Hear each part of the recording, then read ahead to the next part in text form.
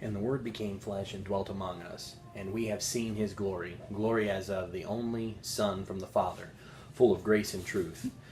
Now, in verse 1 of this chapter, we see that Jesus was not created, but is eternal. In the current verse we are examining, he took the flesh upon himself.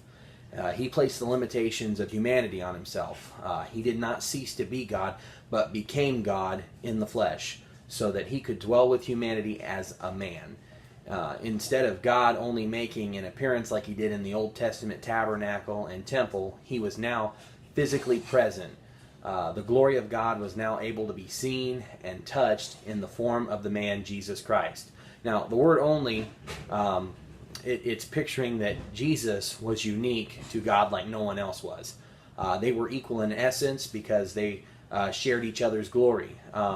While he lived, he displayed the very attributes and characteristics of God. He was without sin. He could see the hearts of those he addressed, and he could command the elements. Jesus is the living, breathing, physical manifestation of God's truth, and that is why he came, to bring the truth to man so that they could know him. They could know God in the flesh, and they could be reunited with him by his grace. We have the written word of God in our hands, and that gives us the very account that we just read, and we can go through it, and when we do, we should be reminded that it was so important to God that we hear it, and that we believe it, and that we live it.